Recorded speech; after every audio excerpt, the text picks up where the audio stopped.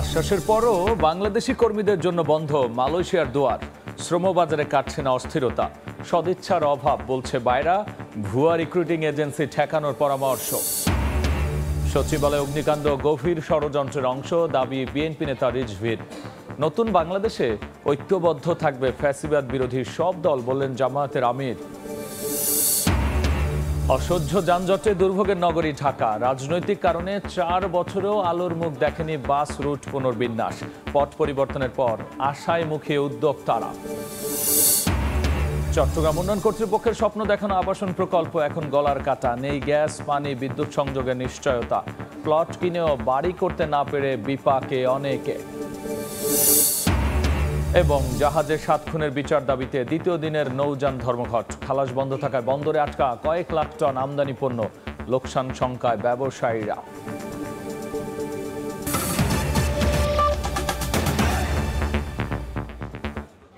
সময় সংবাদের সঙ্গে আছি আমি গোলাম রাব্বি।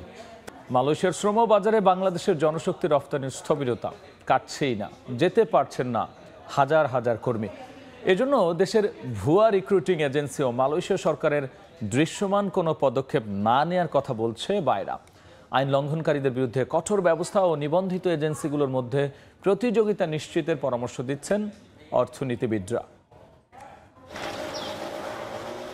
দীর্ঘদিন বন্ধ থাকার পর 2022 সালের আগস্টে পুনরায় চালু হয় মালয়েশিয়ার শ্রমবাজার। চলতি বছরের 31 মে পর্যন্ত দুই দেশের সরকার নির্ধারিত 101টি রিক্রুটিং এজেন্সির মাধ্যমে 5.5 লক্ষ কর্মী দেশটিতে পাড়ি দিয়েছেন। যদিও সরকারিভাবে 79,000 টাকা খরচ নির্ধারণ হলেও কর্মী প্রতি ব্যয় হয়েছে 5 থেকে 6 লাখ টাকা। এদিকে হাসিনা আমলে টিকিট জটিলতার কারণে যেতে পারেনি 15 থেকে 18,000 কর্মী।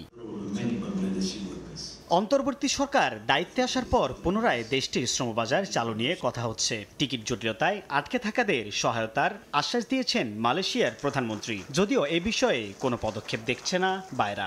বলেছেন যে এই 18,000 লোক কর্মীদেরকে বা 70,000 কর্মীদেরকে যাই হোক হোয়াট এভার কোয়ান্টিটি যারা যেতে পারেনি তাদেরকে উনি নেওয়ার ব্যবস্থা করবেন। প্রসেস চলতেছে, মন্ত্রণালয়ও কাজ করছে, আমাদের দূতাবাস কাজ করছে, হাইকমিশন কাজ করতেছে। এটার ঠিক দৃশ্যমান কোনো অবস্থা আমাদের কাছে এখনো হয়নি। জনশক্তি রপ্তানিতে স্বচ্ছতা আনতে রিক্রুটিং এজেন্সিগুলোকে কঠোরভাবে তদারকি করার পরামর্শ দিচ্ছেন অর্থনীতিবিদরা। পাশাপাশি আইন ভঙ্গকারীদের আইনের আওতায় আনার কথাও বলছেন। পুরো পদ্ধতিটা চলে গেছে হচ্ছে ইনফর্মাল চ্যানেলে বা আন্ডারগ্রাউন্ডে, যেটা কোনো তথ্যপত্র নাই। যাদের কাছ থেকে টাকা পয়সা নেওয়া হচ্ছে, বিভিন্ন কারণ দেখিয়ে বিভিন্নভাবে টাকা পয়সা নেওয়া হচ্ছে, সেটা কিন্তু আমরা নিয়ন্ত্রণ করতে পারি না। সংস্কারটাকে ধরে না রেখে এটা যত তাড়াতাড়ি সম্ভব কিছু আইন কানুন করা দরকার এবং শক্ত হাতে এই আইন কানুনগুলোকে যেন আমরা বলবৎ করতে পারি, সেই সিদ্ধান্ত এই সরকার শুরু করে দিতে পারে। অবৈধ ভিসা কেনাবেচা ও লেনদেন বন্ধ করা না গেলে মালয়েশিয়ার শ্রমবাজার খোলা ও অভিবাসন ব্যয় নিয়ন্ত্রণ কঠিন হবে বলে ধারণা সংশ্লিষ্টদের। সাইফুল ইসলাম, সময় সংবাদ, ঢাকা। সচিবালয়ে আগুন গভীর ষড়যন্ত্রের অংশ বলে দাবি করেছেন বিএনপির সিনিয়র যুগ্ম মহাসচিব রুহুল কবির রিজভী। তিনি দাবি করেছেন শেখ হাসিনার মুখ্য সচিবের অর্থ পাচারের ফাইল নষ্ট করতেই স্বৈরাচারীর প্রেতাত্মারা পরিকল্পিতভাবে এই আগুন লাগিয়েছে। সকালে রংপুরের মিঠাপুকুরের আটপুনিয়ায় নিহত ফায়ার ফাইটার নয়নের পরিবারের সঙ্গে সাক্ষাৎ করে গণমাধ্যমে তিনি একথা বলেছেন। যে দেশে পরাজিত স্বৈরাচারের দোসররা রয়েছে, তারা কিন্তু গুরুত্বপূর্ণ জায়গায় এখনো আছেন। আপনার আমলাতন্ত্রে বলেন, পুলিশে বলেন, সরকারের বিভিন্ন জায়গায় আছে এবং অত্যন্ত গুরুত্বপূর্ণ জায়গায় তারা রয়েছেন, ঘাপটি বেড়ে আছেন। কোথায় কি নাশকতা, কোথায় কি চক্রান্ত করছেন তার কোনো ঠিক নেই। এগুলো ঠেকাতে গিয়ে দেশকে একটি শান্তি স্থিতির মধ্যে নিয়ে আসতে গিয়ে জীবন দিচ্ছে নয়নের মতো ছেলেরা। সচিবালয়ে আগুনের ঘটনা তদন্তে দ্বিতীয় দিনের মতো চলছে আলামত সংগ্রহের কাজ। এই মুহূর্তে সচিবালয়ে আছেন রিপোর্টার প্রসূন আশিস, সরাসরি যাচ্ছি তার কাছে।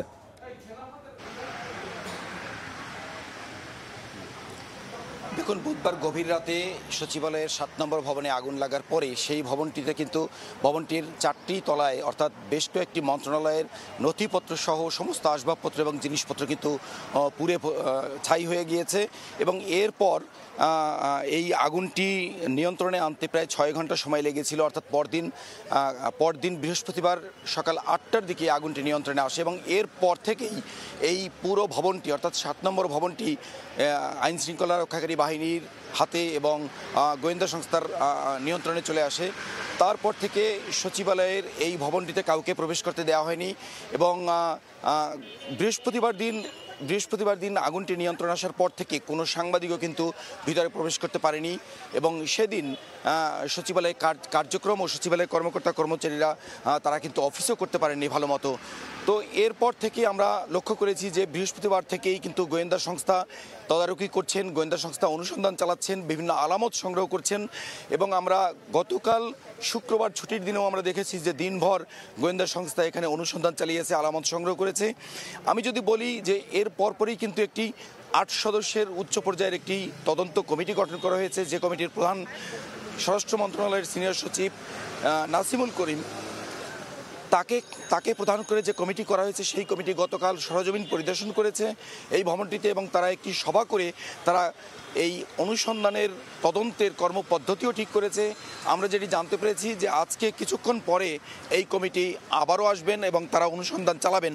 তো আজকে একটা জিনিস লক্ষ্য করেছি যে আজকে আরও বেশি কড়াকড়ি আরোপ করা হয়েছে। আমি যদি একটু জানিয়ে দিতে চাই, গতকাল একটি বিজ্ঞপ্তির মাধ্যমে সচিবালয়ে সমস্ত সাংবাদিক যারা কাজ করেন, কর্মরত সাংবাদিকদের তাদের অ্যাক্রিডিটেশন কার্ড বাতিল করা হয়েছে এবং যারা সরকারি কর্মকর্তা যারা কাজ করেন তাদের যে পাসটি থাকে প্রবেশের, সেই পাস বাদে সমস্ত পাস বাতিল করা হয়েছে। এই ছিল আমার কাছে সবশেষ তথ্য সচিবালয় থেকে।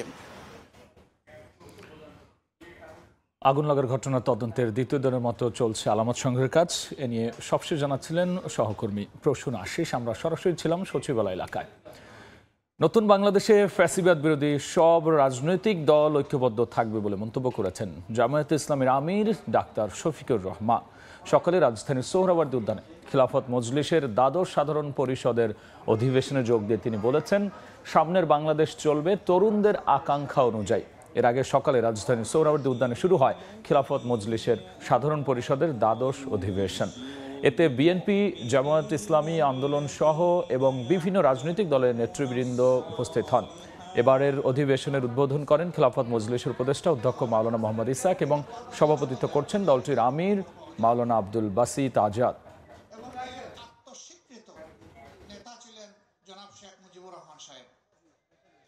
তিনি তার সঙ্গীদের ব্যাপারে যে সার্টিফিকেট দিয়ে গিয়েছেন এর চাইতে বড়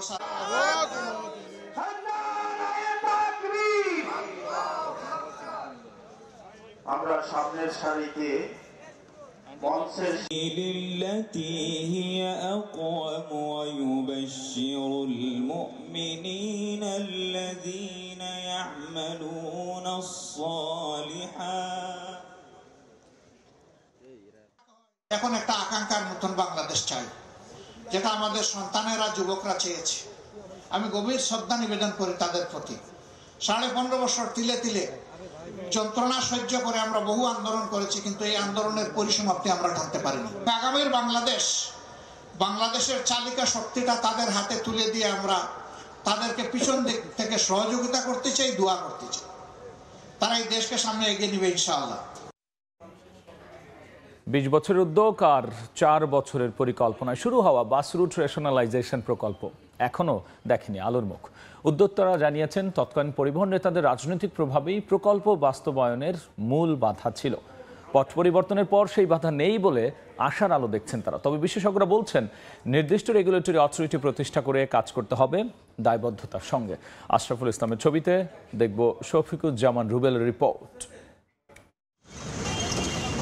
নানা কাঠঘর পুড়িয়ে ভোগান্তিহীন যাত্রী সেবা নিশ্চিত করতে রাজধানীতে 2021 সালে যাত্রা শুরু করা বাস রুট রেশনালাইজেশন প্রকল্প সফলতার মুখ দেখেনি, বরং দিন গড়ানোর সাথে সাথে যানজটের তীব্রতা বেড়ে ঢাকা হয়ে উঠেছে অসহ্য দুর্ভোগের নগরীতে।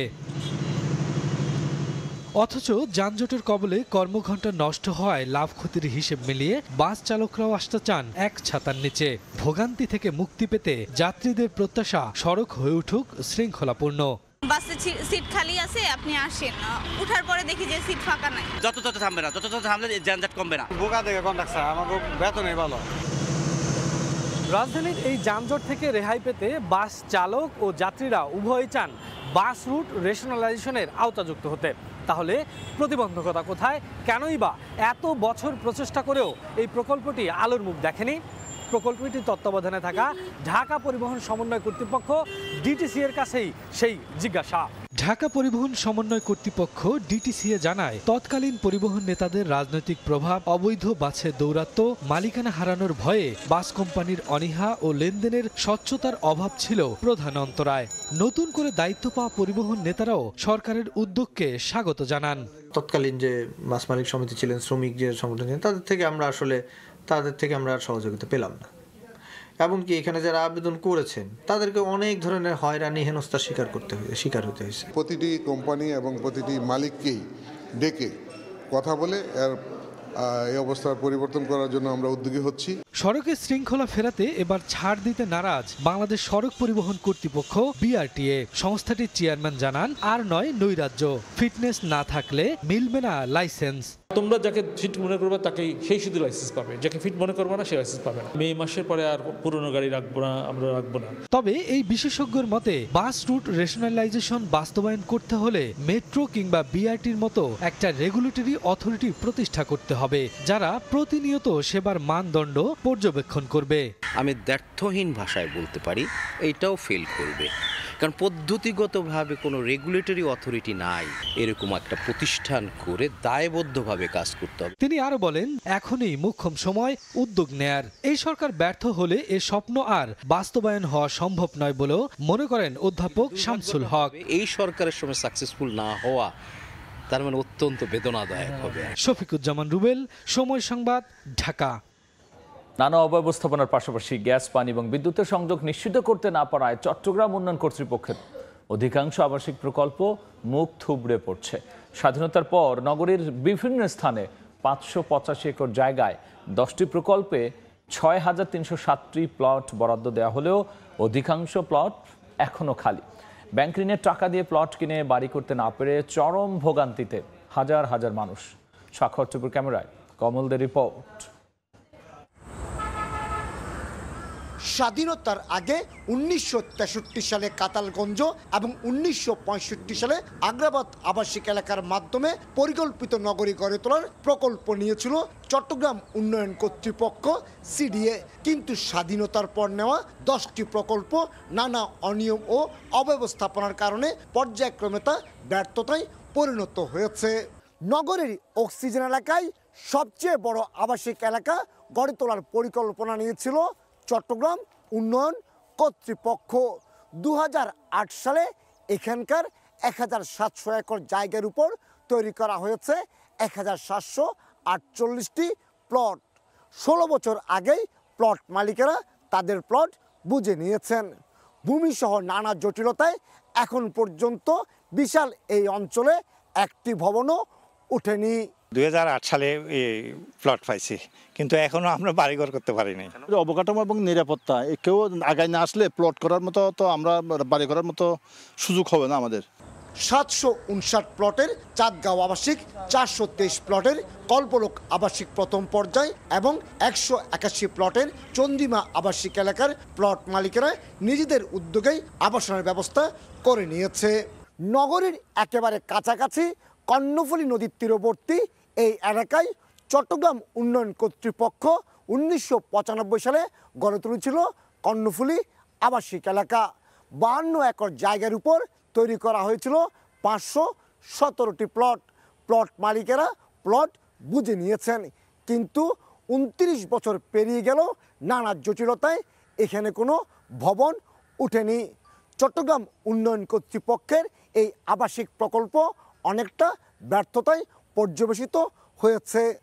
এদিকে 985 প্লটের সলিমপুর আবাসিক, 1356 প্লটের কল্পলোক আবাসিক দ্বিতীয় পর্যায়ে কিছু ভবন উঠল, পরিপূর্ণ আবাসিকের রূপ পায়নি।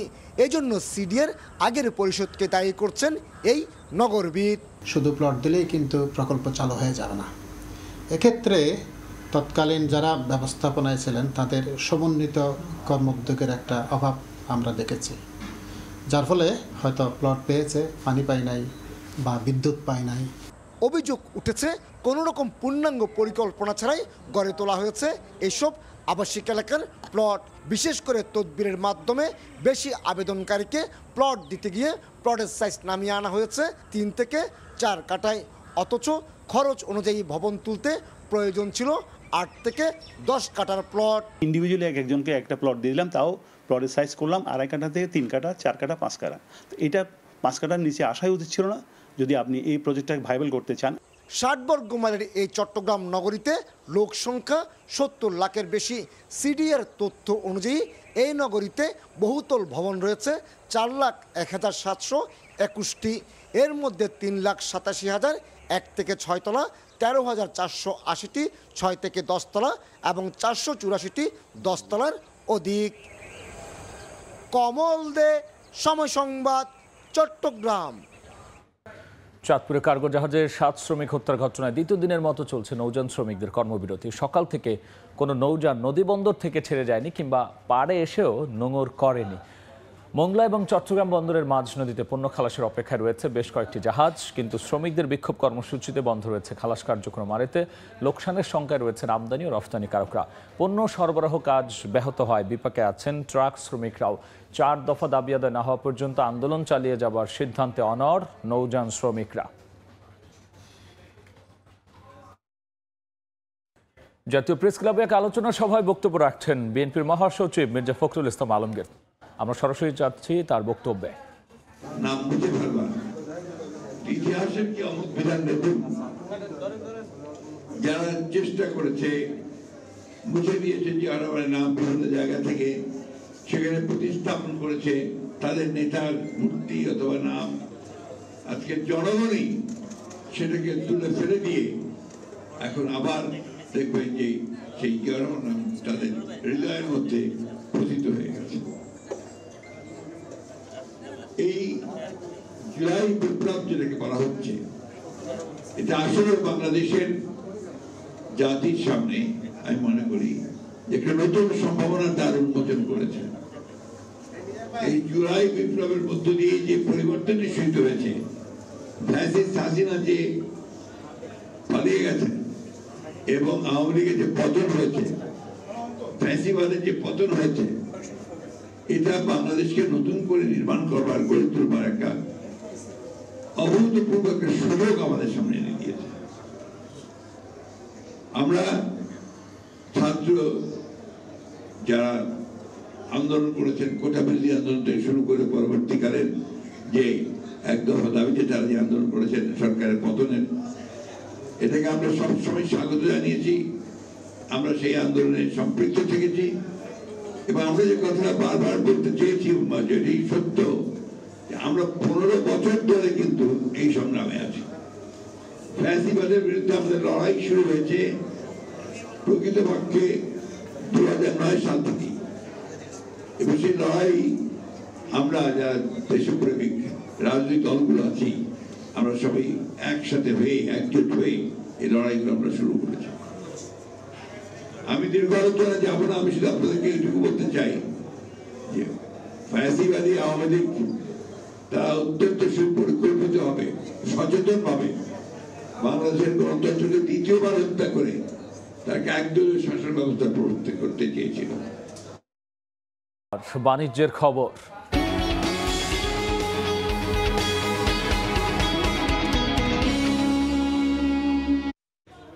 অনলাইন নিবন্ধন সহ 14 ধরনের বিধিনিষেধ মেনে প্রবালদ্বীপ সেন্ট মার্টিন ভ্রমণ করতে হচ্ছে পর্যটকদের।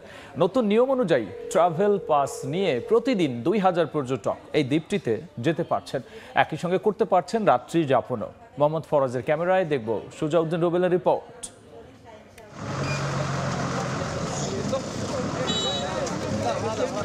কক্সবাজারের নুনিয়ারছড়া বিআইডব্লিউটিএ ঘাট। সূর্য না ওঠার আগেই হাজির শত শত ভ্রমণ পিপাসু। নতুন নিয়ম অনুযায়ী করতে হয় অনলাইন নিবন্ধন আর নিতে হয় ট্রাভেল পাস, যা হয়ে যাচ্ছে টিকিটের সঙ্গে। জাহাজে ওঠার আগে প্রশাসনের কড়া তৎপরতা। ট্রাভেল পাসের পাশাপাশি পর্যটকদের হাতে প্লাস্টিক কিংবা পলিথিন আছে কিনা করা হয় তল্লাশি। দেয়া হয় সেন্ট মার্টিন ভ্রমণে সরকারি বিধিনিষেধের ধারণাও। তবে কক্সবাজার থেকে সেন্ট মার্টিন জাহাজ চলাচলে সমস্যার কথাও বলছে জাহাজ কর্তৃপক্ষ। এইখান থেকে কক্সবাজার থেকে 6 ঘন্টার মতো লাগে।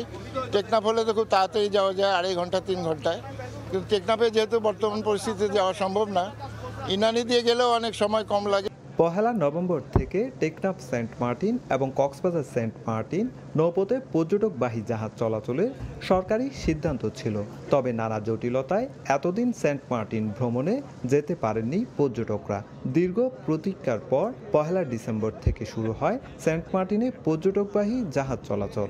আসার পর নেমে আবার চলে যেতে হচ্ছে। এরকম হয়েছে যে 15 মিনিট শুধু থাকতে পারছি, স্টে করতে পারছি। আমরা বাংলাদেশের নাগরিক, আমরা যে কোনো সময় সেন্ট মার্টিনে আসবো, সেন্ট মার্টিনে যাব। টাইমটা না কমিয়ে আসলে কিভাবে পরিষ্কার পরিচ্ছন্ন রাখা যায়, কিভাবে কি করা যায়, ওই দিকে মনোযোগ দেওয়া উচিত। এবার পর্যটকের সমাগম কম, বাজারও কিছুটা ফাঁকা। পর্যটনকে ঘিরে নির্মিত হোটেল রেস্তোরাঁ 50% বন্ধ। অনেকে নিজস্ব স্বর্ণ গহনাপাতি এগুলো বন্ধক দিয়ে হোটেলগুলো চালু করেছে সংস্কার করে। তো আমরা এই 2 মাসে এর মধ্যে যেই হারে পর্যটক আসতেছে 2000, আমরা আশঙ্কায় আছি এই টাকাও উঠে আসবে না। এদিকে পরিবেশবাদী সংগঠনগুলো বিধিনিষেধকে স্বাগত জানিয়েছে।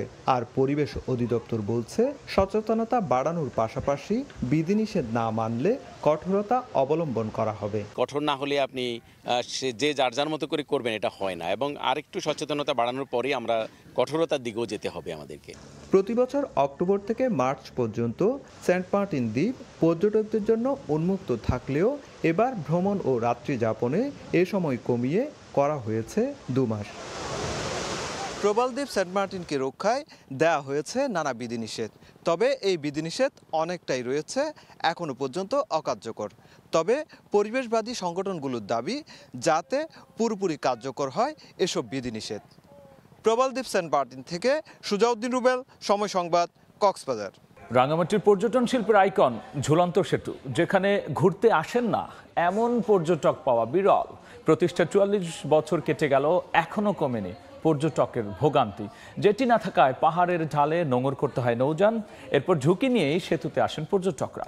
তবে সংস্কারে বরাদ্দ নেই সাব জবাব পর্যটন কর্পোরেশনের। অবশ্য প্রয়োজনীয় ব্যবস্থা নেওয়ার আশ্বাস জেলা পরিষদের।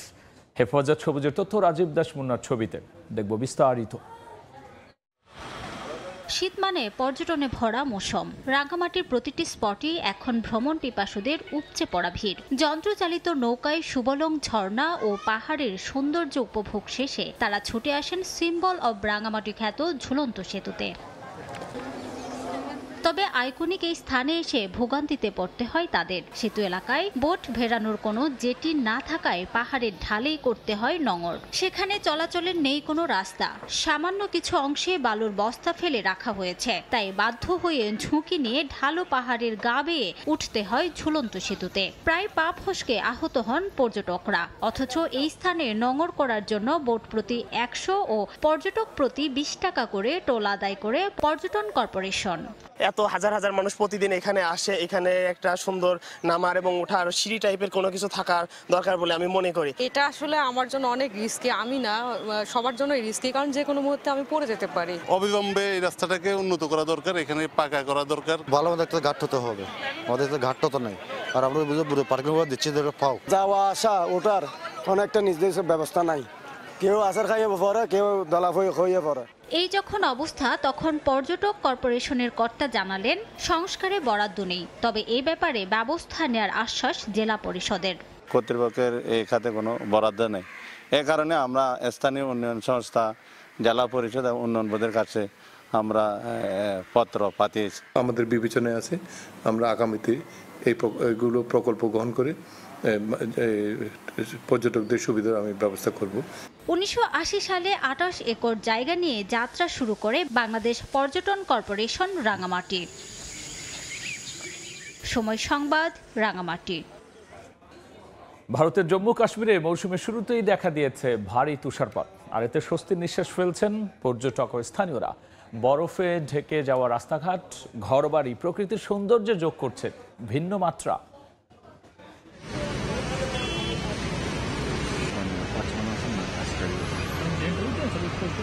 শুভ্র বরফে ছেয়ে গেছে রাস্তাঘাট, ঘরবাড়ি ও গাছপালা। মুষলধারে ঝরছে তুষার। শীতের শুরুতেই তুষারপাতের দেখা পেয়ে উল্লাসে মেতে উঠেছেন পর্যটক ও স্থানীয়রা। শুক্রবার এমনই চিত্র দেখা গেছে ভারতের জম্মু কাশ্মীরে। জম্মু অঞ্চলের পাহাড়গুলোতে জমেছে পুরো বরফের আস্তরণ। সবকিছু সাদা মায়াবী চাদরে ঢেকে যাওয়ায় প্রাণ ফিরে পেয়েছেন স্থানীয়রা। তাদের মতে এই তুষারপাত কৃষিকাজের জন্য সুফল বয়ে আনবে। বরফে মোড়া প্রকৃতি উপভোগ করতে গাড়িতে করে ঘুরে বেড়াচ্ছেন অনেকে। অঞ্চলটির এই অপরূপ শোভা দেখার আকর্ষণে প্রতি বছর শীতকালে ঘুরতে আসেন হাজার হাজার পর্যটক। আমি সত্যি ঈশ্বরের কাছে কৃতজ্ঞ, যার কারণে আমরা এই তাজা তুষার পেয়েছি। এটি আমাদের কিছুটা স্বস্তি এনে দিয়েছে। আমরা বেশ কিছু স্বাস্থ্য সমস্যায় ভুগছিলাম। তুষারপাতের কারণে এখন ভালো লাগছে। আমাদের জন্য এই তুষার আশীর্বাদ। কাশ্মীর জুড়ে বিরাজ করছে তীব্র শৈত্যপ্রবাহ। আগামী দিনগুলোতে তীব্র তুষারপাতের পূর্বাভাস দিয়েছে কাশ্মীরের স্থানীয় আবহাওয়া দফতর। শনিবার রাস্তায় বরফ জমার কারণে যান চলাচল ব্যাহত হওয়ায় অঞ্চলটির সব বিশ্ববিদ্যালয়ের পরীক্ষা স্থগিত করেছে প্রশাসন। অন্তরা সেন, সময় সংবাদ। এ পর্যায়ে শীর্ষ সংবাদ জানিয়ে দিচ্ছি আরও একবার। সচিবালয় অগ্নিকাণ্ড গভীর ষড়যন্ত্রের অংশ, দাবি বিএনপি নেতা রিজভীর। নতুন বাংলাদেশে ঐক্যবদ্ধ থাকবে ফ্যাসিবাদ বিরোধী সব দল, বললেন জামায়াতের আমির। আশ্বাসের পরও বাংলাদেশি কর্মীদের জন্য বন্ধ মালয়েশিয়ার দুয়ার। শ্রম বাজারে কাটছে না অস্থিরতা, সদিচ্ছার অভাব, বলছে বায়রা। ভুয়া রিক্রুটিং এজেন্সি ঠেকানোর পরামর্শ। এবং অসহ্য যানজটে দুর্ভোগের নগরী ঢাকা। রাজনৈতিক কারণে 4 বছরও আলোর মুখ দেখেনি বাস রুট পুনর্বিন্যাস। পথ পরিবর্তনের পর আশায় মুখে উদ্যোক্তারা।